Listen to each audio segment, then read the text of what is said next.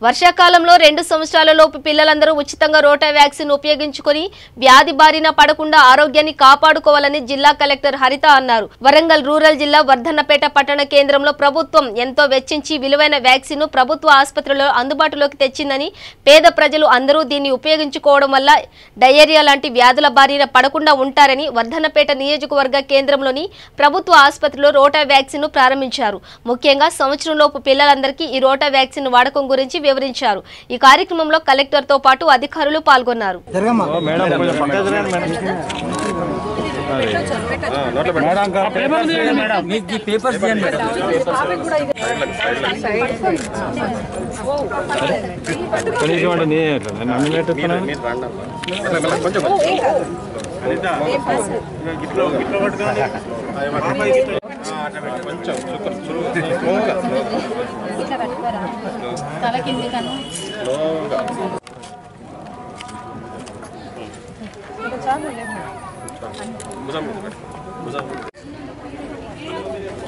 జరిగింది.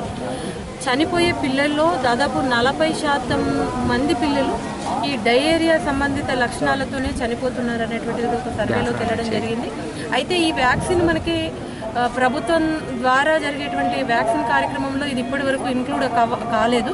అయితే దీనికి సంబంధించి మరణాలు ఎక్కువ జరుగుతున్నాయనేటువంటి ఉద్దేశంతో మరి ప్రభుత్వము రెగ్యులర్గా జరుగుతున్నటువంటి వ్యాక్సినేషన్లో రోటా వ్యాక్సిన్ అనేటువంటి దాన్ని అంటే డయేరియాకు సంబంధించి అరికట్టడానికి సంబంధించినటువంటి రోటా వ్యాక్సిన్ని కూడా కొత్తగా ఇంట్రడ్యూస్ చేయడం జరిగింది. దానిలో భాగంగానే ఈరోజు మనము వరంగల్ రూరల్ జిల్లాలో లాంచ్ చేయడం జరిగింది. దీని కాస్ట్ దాదాపు 2500 నుంచి 3000 వరకు ప్రైవేట్లో అయితే ఉంటుంది.